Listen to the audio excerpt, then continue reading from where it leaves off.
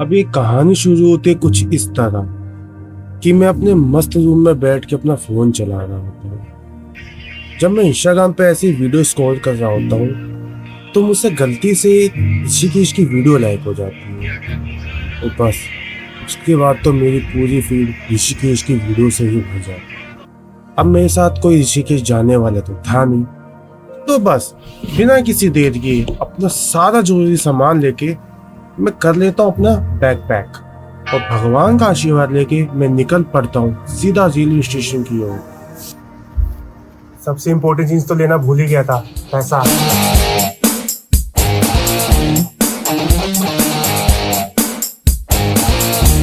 हे चलो ना ढूंढे शहर एक नया, जहाँ मुस्कुराहटें हैं बिखरी, जहाँ से गम का मौसम गया, जहाँ मीठी बातें हर एक अजनबी से हो, भूले हम भी। अब स्टेशन पहुंच के याद आया कि रिजर्वेशन तो है नहीं मेरा, तो बस लाइन में लगकर एक ही ऑप्शन बचता है, एक जनरल टिकट हरिद्वार की। अब जब भी मैं रेलवे स्टेशन आता हूँ ना, ऐसा लगता है समय थम सा गया। लोगों को एक सीट के लिए इतना परेशान होते देख समझ में आता है कि कितना जरूरी है पैसा कमाना।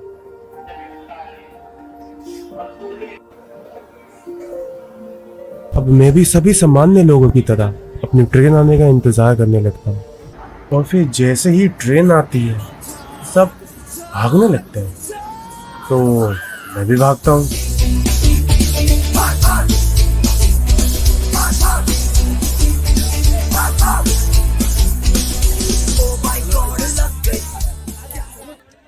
अब जैसे तैसे भीड़ में मुझे सीट तो मिल जाती है, पर थोड़ी ही देर में लड़ाई शुरू हो जाती है। जबरदस्ती दिखा रहा है, इसको तमीज नहीं है, पैसा का तेरी बहन खा रही, तेरी माई ने खा रही, समझा जाता कमीना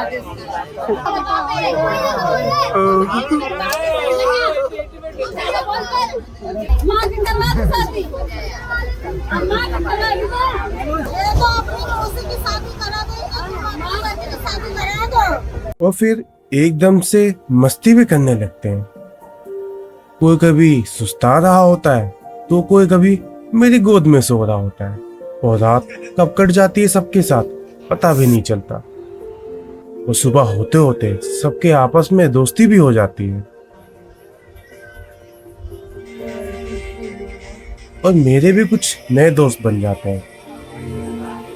किसी ने बिल्कुल सही कहा है, जनरल कोच में कंफर्ट मिले ना मिले, पर नए लोग और टाइम पास काफी अच्छा हो ही जाता है।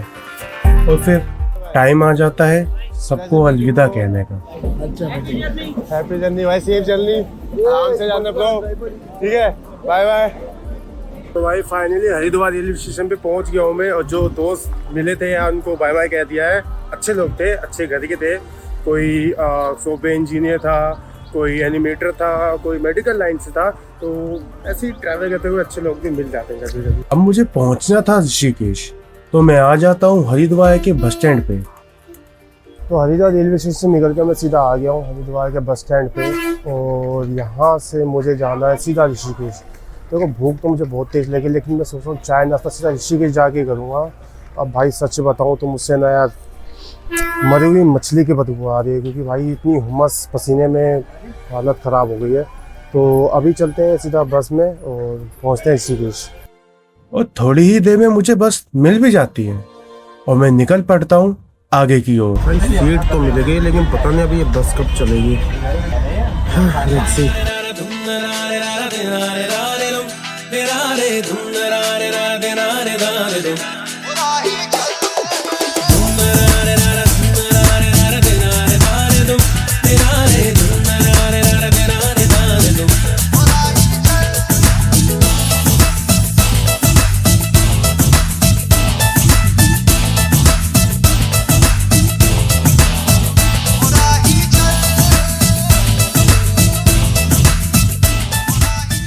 अब यार कुछ भी कहूँ, पर ऋषिकेश है तो बहुत प्यारी जगह। इसलिए सबसे पहले मैं वहां पहुंचते ही अपनी राफ्टिंग बुक कर देता हूँ। और इतने में मैं चाय नाश्ता कर ही रहा होता हूँ कि अपनी राफ्ट भी आ जाती है। फिर क्या, कुछ हो नए दोस्तों के साथ फिर निकल पड़ते हैं। Don't sweat the technique.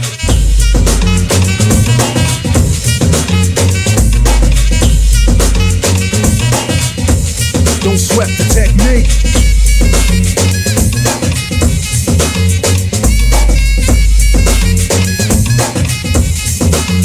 Let's trace the hits and check the file. Let's see who bit the dissect the style. I flip the script so they can't get filed. At least not now, it'll take a while. I change the pace to complete the beat. I drop the bass to MCs get weak for every... अब दूसरों को देख के अंदर से थोड़ा डर तो लग रहा था, पर उससे कई ज्यादा हमारे अंदर एक्साइटमेंट थी। इसलिए खुद को हम अच्छे से समझा देते हैं कि अगर कुछ होता भी है तो it's not a accident darling, it's called adventure. तो भाई फाइनली वो टाइम आ गया है, लेट्स गो। एक बार लाउडली बोलो सभी लोग, गंगे मैया की हर हर।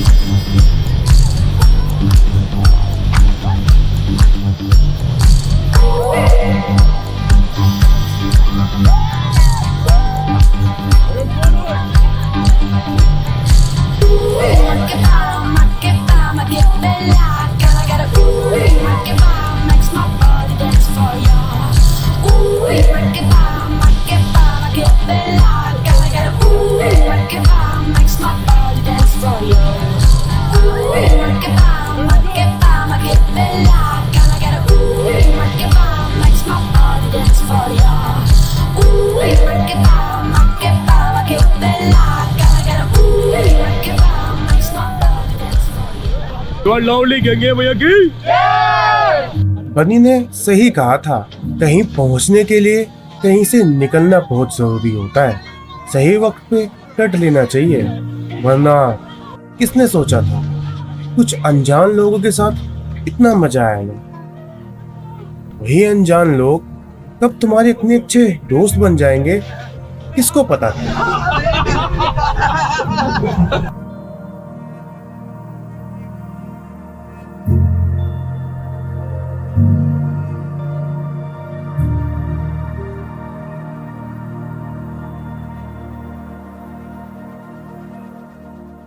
तो फाइनली भाई हमारा राफ्टिंग ख़त्म हुई और कुछ ये हाल हुआ है राफ्टिंग ख़त्म होने के बाद। देख लो भाई पूरा भीग चुका हूँ, देखने के बाद कसम से बेस्ट एक्सपीरियंस है लाइफ का, मज़ा आ गया। सांस फूल गई, लेकिन भी चक्कर में आ रहा था। अब मन तो नहीं था इस सुकून और ऐसी वादियों को छोड़ के जाने का। पता नहीं फिर कभी ऐसे दोस्त मिलते भी या नहीं।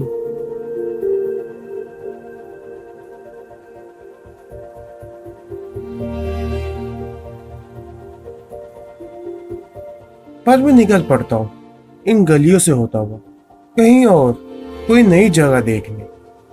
क्या पता कुछ नया मेरा इंतजार कर रहा हो।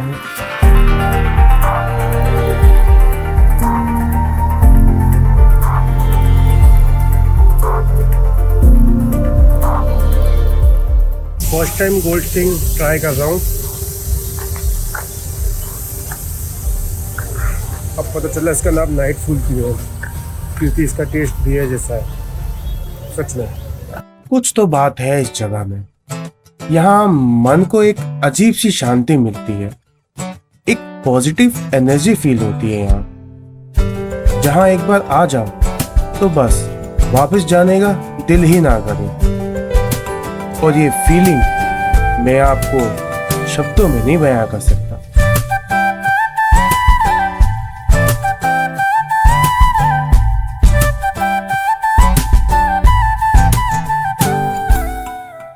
बेसिकली अभी मैं गंगा घाट पर खड़ा हूँ और भाई देखो, गंगा किनारे बैठ के सुकून तो बहुत मिलता है, लेकिन यार बड़ी प्रॉब्लम हो गई मुझे, क्योंकि यार मेरे से दो बड़ी गलतियाँ हो गई हैं। पहली बड़ी गलती ये हुई है मेरे से कि मैं चप्पल लेके नहीं आया। राफ्टिंग के टाइम मेरे पूरे जूते गीले हो चुके हैं और गीले जूते पहन के यार चलने में बड़ी प्रॉब्लम हो रही है।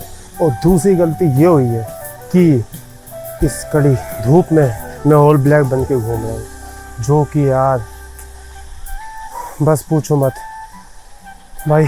कुल मिला के हालत हो रही एकदम ख़राब, लेकिन कोई बात नहीं, स्मार्ट तो लग ही रहूँगा भाई। कुछ भी कहो, व्यू बहुत अच्छा है यहाँ का। हाँ, सुकून तो बहुत मिलता है, लेकिन जो भी यहाँ आता है बस खो जाता है। अब चाहे वो बड़े लोग हो या बच्चे, उन्हीं खोए हुए लोगों में मुझे एक ऐसा बंदा मिलता है जो आया तो यहाँ बस 2 दिनों के लिए था, पर 5 महीनों से यहीं रुक जाता है। 2 दिन के लिए आते यहीं रुक गए। अरे वाह, कितने 5-6 महीने हो गए? 5 महीने नहीं, 4 महीने हो गए, 5वां होने वाला है। अरे यार, मतलब 2 दिन के लिए आए थे, 5 महीने हो गए यहाँ पे, मन ही नहीं करता जाने। अकेले आए थे। अब इतना घूमने के बाद मुझे लगती है बहुत जोरों की भूख, और खाना देखते ही मैं शुरू हो जाता हूँ और रुकता ही नहीं।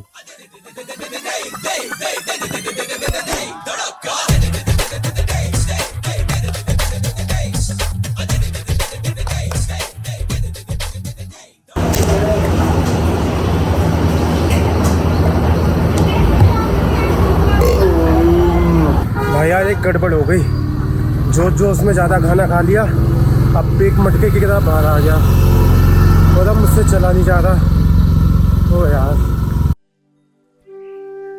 अब देवभूमि आए और गंगा आरती नहीं देखी तो क्या देखा, इसलिए मैं पहुंच जाता हूँ त्रिवेणी घाट, जहाँ पहुंच के मेरे मन को एक अलग शांति और सुकून का एहसास हुआ। वो ठंडी हवा, वो गंगा जी के बहने की आवाज, वो गंगा घाट पे बजती हुई मधुर बांसुरी मेरे मन को मोह लेती है।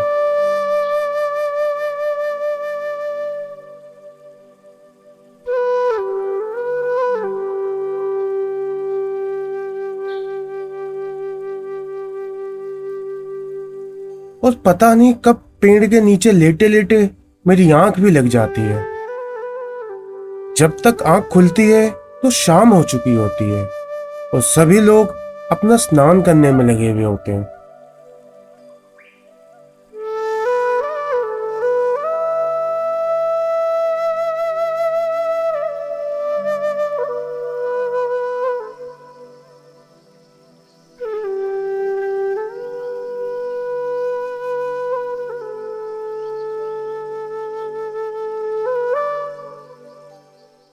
पर जैसे ही धीरे धीरे आरती का टाइम होता जाता है, मौसम भी खराब होने लगता है।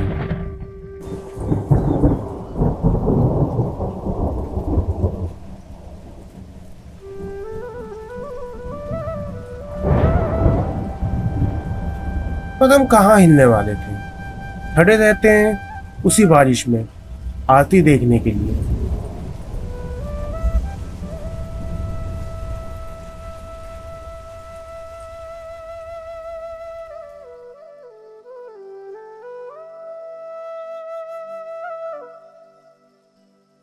और थोड़ी ही देर में वो पल आ ही जाता है।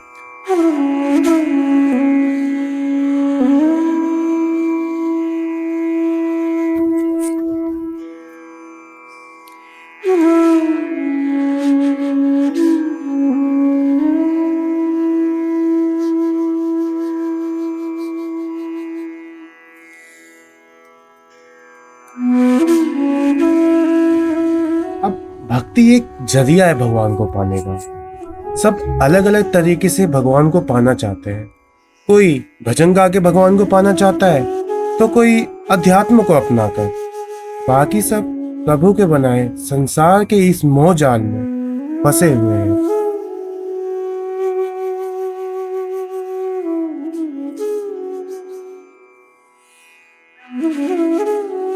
पर हमारे मन को जो शांति चाहिए, उसके लिए हमें खुद के अंदर झांक के खुद से ही पूछना पड़ेगा,